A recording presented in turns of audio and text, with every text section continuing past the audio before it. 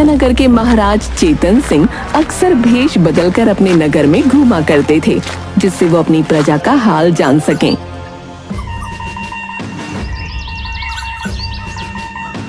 हमेशा की तरह एक दिन महाराज चेतन सिंह विजयनगर के बाजार में घूम रहे थे। तभी उन्होंने देखा कि एक जगह पर कुछ लोग भीड़ लगाकर खड़े हैं। उत्सुकतावश महाराज चेतन सिंह भी वहां पहुंच गए। एक सेठ बोल रहा था, पंडित जी, इस धूर्त ने मुझे धोखा दिया है। मेरा कान साफ करने के बहाने इसने मेरा कान चोरी कर लिया। मुझे मेरा कान वापस चाहिए। हाँ। नहीं पंडित जी, ये सेठ जी झूठ बोल रहे हैं। मैंने ऐसा कुछ भी नहीं किया है। तुम्हारा नाम क्या है युवक? पंडित जी, मेरा नाम हर्ष है और मैं दूसरे नगर से इस नगर में आज ही काम की तलाश में आया था। कैसा काम? पंडित जी, मैं लोगों के कान साफ करने का काम करता हूँ और इसके बदले वो जो कुछ भी मुझे खुशी खुशी दे देते हैं वो ले लेता हूँ। हाँ तो सेठ जी, आप ये कहना चाहते हैं कि हर्ष ने आपका कान चोरी कर लिया है? जी पंडित जी, इसने मेरा कान चोरी कर लिया है। क्या इसकी तलाशी करने पर आपके कान इसके पास मिले? नहीं, इसने जादू से गायब कर दिए। सभी हैरान थे कि सेठ कैसी बातें कर रहा है। भला किसी के कान भी चोरी हो सकते हैं क्या? विजयनगर में रहने वाले पंडित ज्ञान प्रसाद अपनी बुद्धि के लिए बड़े ही प्रसिद्ध थे। लोग उनकी बुद्धि और ज्ञान का लोहा मानते थे। हाँ तो युवक, बोलो, तुम क्या कहना चाहते हो? मैं आप सबसे क्षमा चाहता हूँ। मैं सेठ जी को उनका कान वापस कर दूंगा, परंतु उसमें एक मुश्किल है। कैसी मुश्किल? तुमने मेरा एक कान चोरी किया है। या तो मुझे वो कान वापस करो या मैं तुम्हारे पास जितने भी औजार हैं वो सब ले लूंगा। सेठ जी, मुश्किल यह है कि जैसा इसने मुझे बताया, इसके पास चोरी किए गए कानों का खजाना है जिसमें सैकड़ों आदमियों के कान जमा है। अब मुश्किल यह है कि इसे याद नहीं कि आपका कान उसमें से कौन सा है। मतलब मैं कुछ समझा नहीं भाई। हर्ष, तुम ही सेठ जी को सारी बातें सच सच बता दो। सेठ जी, मेरे पिताजी और उनके पिताजी लोगों के कान चुराकर एक जगह पर रखते आए हैं। हमारे पास सैकड़ों लोगों के कान हैं और उसमें से आपका कान पहचानना मेरे लिए बहुत मुश्किल है। इसलिए मुझे आपका दूसरा कान भी चाहिए होगा ताकि मैं उसे ले जाकर उसके जोड़े का कान उस खजाने में से ढूंढकर निकाल सकूं। अब नहीं नहीं, मैं अपना कान काट कर बिल्कुल नहीं दूंगा। हाँ। सेठ जी, आप कैसी बातें कर रहे हैं? जरा से कम पैसों के लिए आपने अपना एक कान तो चोरी करवा दिया और अब जब आपको अपना कान वापस मिल रहा है तो आप उसे लेना नहीं चाहते। यदि आपको अपना कान काटने में तकलीफ हो रही है तो मैं कसाई को बुला लेता हूँ, वो इस काम में आपकी मदद कर देगा। नहीं नहीं, मैं अपना कान नहीं कटवाऊंगा। तो फिर दूसरा उपाय ये है कि आप इस युवक के साथ चले जाइए और अपनी आंखों से अपनी चीज पहचान कर वापस ले लीजिएगा। नहीं पंडित जी, मैं इसके साथ नहीं जाऊंगा। ये रास्ते में मुझे नाव से उठाकर समुद्र में फेंक देगा। हाँ। तो फिर इस समस्या का हल कैसे निकलेगा? सेठ जी, मुझे मेरी गलती का एहसास हो गया है। मैं अपने पाप का प्रायश्चित करना चाहता हूँ और वो तभी होगा जब मैं आपको आपका कान वापस कर दूं। कोई नगर के कसाई को बुला लो ताकि वो सेठ जी का दूसरा कान काटकर इस युवक को दे दे और ये युवक अपने खजाने से सेठ जी का कान वापस ला सके। सेठ जी, हमारे कर्मों का फल हमें यही मिलता है। शायद ये बात आप समझ गए होंगे। आप अपने मुख से सत्य बताएंगे या मैं बताऊं? मुझे क्षमा कर दो युवक। तुम्हारे इन अनोखे और कीमती औजारों को देखकर मेरे मन में लालच आ गया था, इसलिए मैंने ये सब किया ताकि मैं तुमसे ये सब बिना कीमत दिए ले सकूं। पंडित जी, आपका बहुत बहुत धन्यवाद, क्योंकि आज आपकी ही सूझबूझ की वजह से मेरे दादा परदादा की दी हुई ये पुश्तैनी धरोहर बच सकी है। महाराज चेतन सिंह ये सब देखकर पंडित ज्ञान प्रसाद से बड़े प्रभावित हुए और मन ही मन उन्होंने पंडित जी के ज्ञान की परीक्षा लेने का निश्चय किया। चेतन सिंह ने पंडित ज्ञान प्रसाद को दरबार में बुलवाया।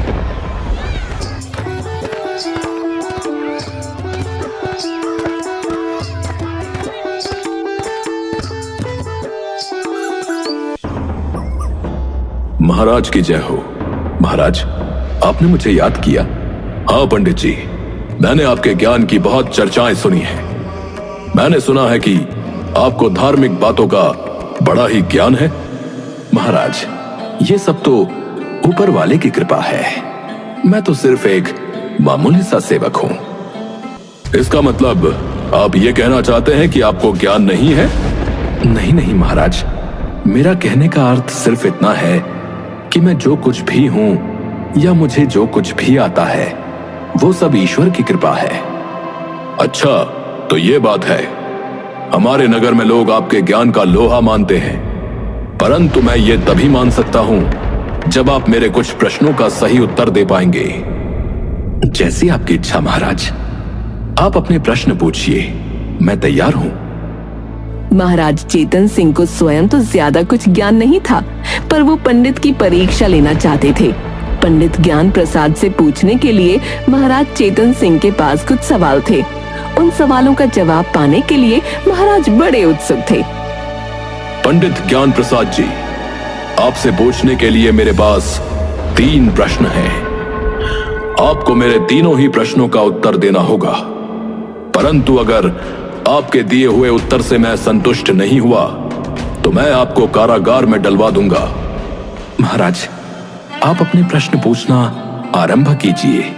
मैं अपने ज्ञान के अनुसार आपको सही उत्तर देने का प्रयत्न करूंगा।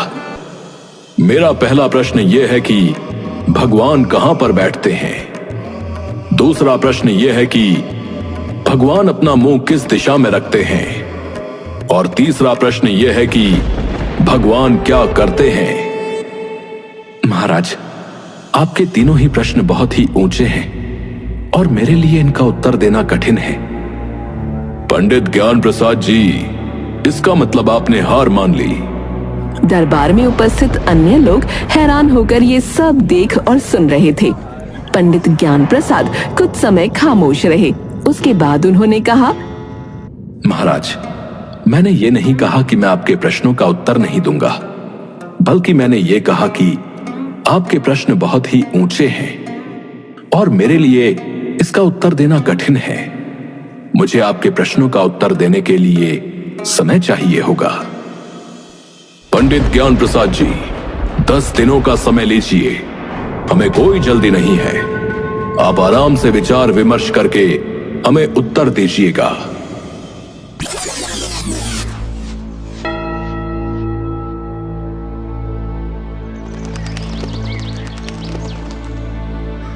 नवें दिन उन्होंने अपनी पत्नी से कहा, भाग्यवान, मुझे अभी तक महाराज के प्रश्नों का उत्तर समझ नहीं आ रहा और कल महाराज द्वारा दी गई समय सीमा का आखिरी दिन है। आप महाराज से कुछ और समय मांग लीजिए। तुम्हारी बात उचित है। मैं कल ही महाराज के पास संदेश भिजवा देता हूँ कि मेरी तबीयत ठीक नहीं है, इसलिए तबीयत सुधरने के बाद मैं प्रश्नों का उत्तर देने उनके समक्ष प्रस्तुत हो जाऊंगा।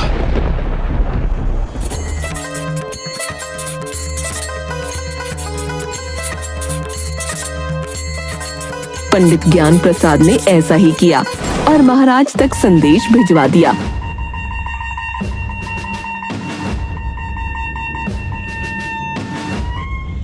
पर पंडित ज्ञान प्रसाद को महाराज के प्रश्नों का उत्तर अभी भी समझ नहीं आ रहा था और वो परेशान रहने लगे।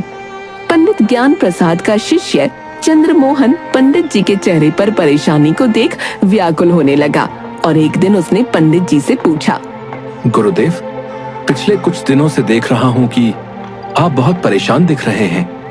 क्या बात है गुरुवर? कुछ नहीं चंद्रमोहन, सब ठीक है। नहीं गुरुवर, मैं इतने वर्षों से आपके साथ हूं, आज तक मैंने आपके चेहरे पर ऐसे भाव कभी नहीं देखे। आप मुझे अपनी परेशानी का कारण तो बताइए। क्या पता मेरे पास उस परेशानी का कोई हल हो। चंद्रमोहन जिद करके बैठ गया और अंततः पंडित ज्ञान प्रसाद ने अपने शिष्य चंद्रमोहन को सारी बात बता दी।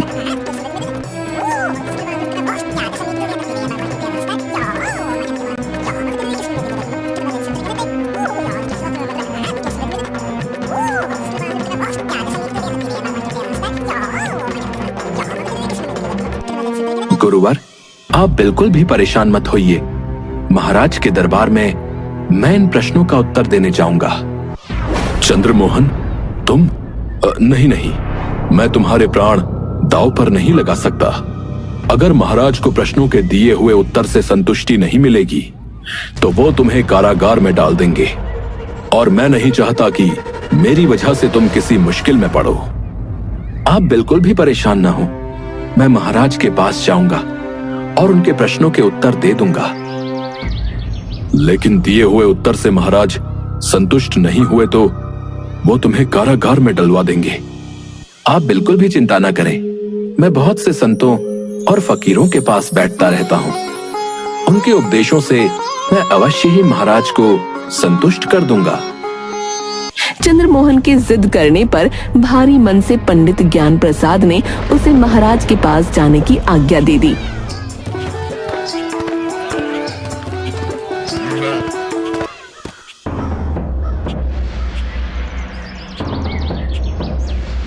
दरबार पहुंचकर चंद्रमोहन ने सबसे पहले अपना परिचय दिया।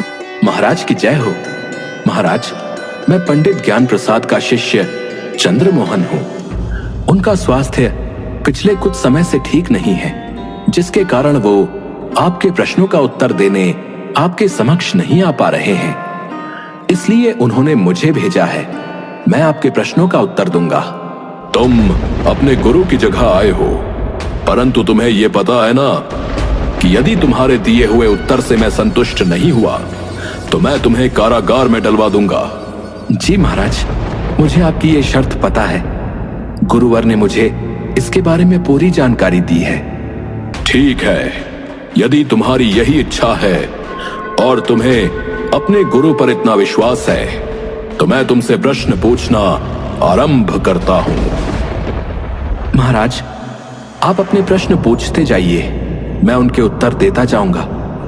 परंतु वार्तालाप शुरू करने से पहले मैं आपसे एक प्रार्थना करना चाहता हूं। बोलो, क्या चाहते हो? महाराज, आपको मालूम होगा कि प्रश्न पूछने वाला शिष्य होता है और उत्तर देने वाला गुरु होता है।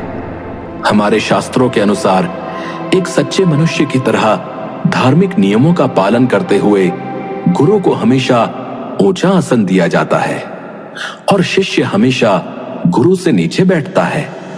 महाराज चेतन सिंह चंद्रमोहन की बात से काफी प्रभावित हुए और प्रसन्नता पूर्वक उन्होंने चंद्रमोहन को अपने सिंहासन पर बैठा दिया और स्वयं नीचे बैठ गए। नीचे बैठते समय महाराज चेतन सिंह ने फिर से चंद्रमोहन से कहा, मेरी बात को ध्यान से सुन लो। यदि तुम्हारे दिए हुए उत्तर से मैं संतुष्ट नहीं हुआ तो मैं तुम्हें कारागार में आजीवन कैदी बना दूंगा। महाराज, मुझे आपकी शर्त मंजूर है। मैं अपने वादे पर दृढ़ हूं। आप अपने प्रश्न पूछिए, मैं उनका उत्तर दूंगा। पहला प्रश्न, भगवान कहां बैठते हैं? महाराज को सीधे उत्तर से संतोष नहीं होगा, इसीलिए उन्हें उत्तर अलग तरह से देना होगा। महाराज, एक गाय मंगवाने की व्यवस्था करें।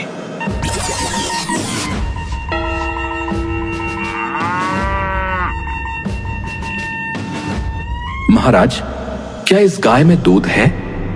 अवश्य है। कहां पर है? इसके थनों में है। यह गलत उत्तर है। दूध गाय के सारे शरीर में व्याप्त होता है। थन तो केवल उस दूध को बाहर निकालने का साधन है।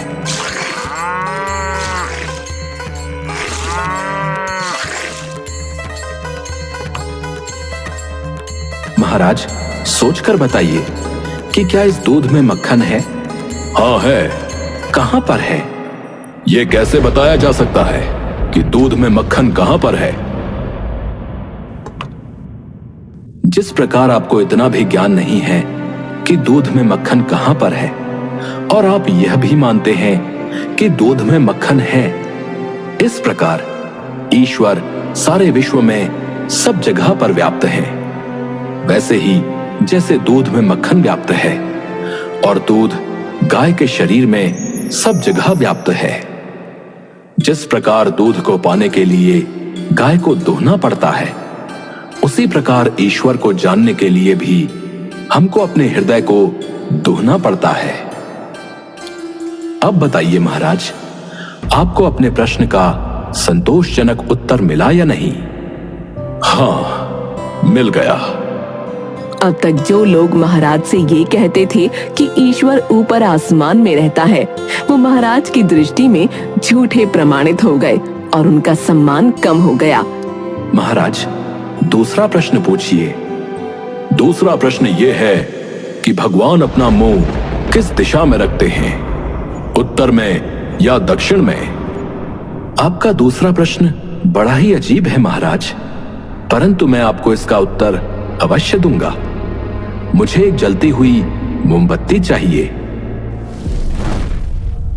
महाराज, अब आप जरा बताइए कि इस मोमबत्ती का मुंह किस तरफ है, पूर्व में या पश्चिम में, उत्तर में या दक्षिण में? मोमबत्ती का मुंह तो ऊपर की ओर है।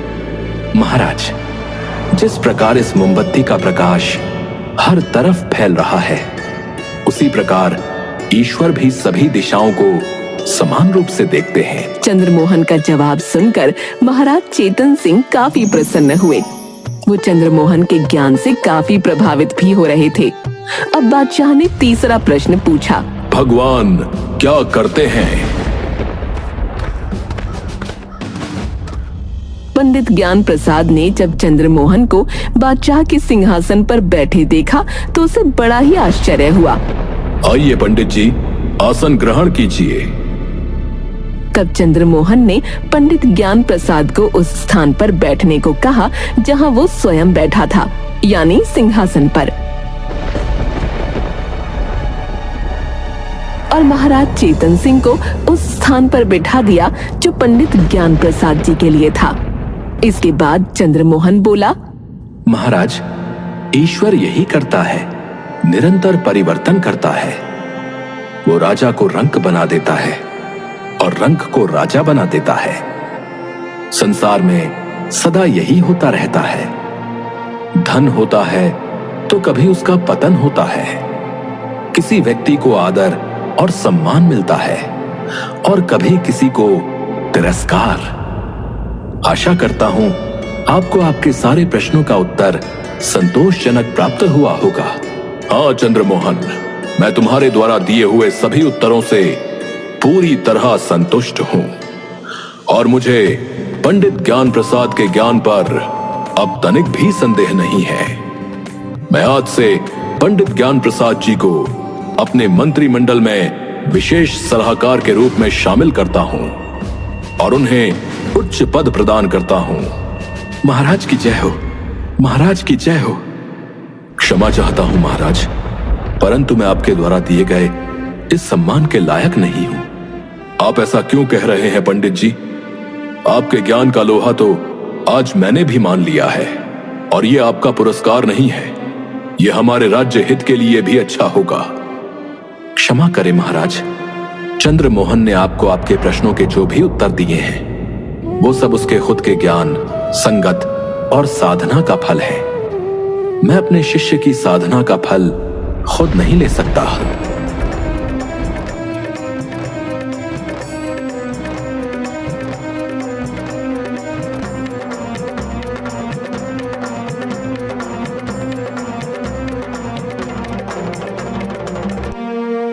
हम आपकी सत्यता और हिम्मत की दाद देते हैं, क्योंकि एक गुरु के लिए अपने शिष्य को अपने से ऊपर रखना बहुत हिम्मत की बात होती है।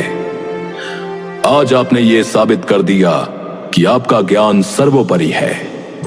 हम चंद्रमोहन को अपने मंत्रिमंडल में विशेष सलाहकार के रूप में सम्मिलित करते हैं और पंडित ज्ञान प्रसाद को अपने विजयनगर राज्य का राज्य गुरु घोषित करते हैं। महाराज चेतन सिंह चंद्रमोहन से इतना अधिक प्रभावित और प्रसन्न थे कि उन्होंने चंद्रमोहन को अपने मंत्रिमंडल में विशेष सलाहकार और पंडित ज्ञान प्रसाद को विजयनगर राज्य के राजगुरु के रूप में रख लिया। अब महाराज चेतन सिंह का मन शांत भी था और प्रसन्न भी।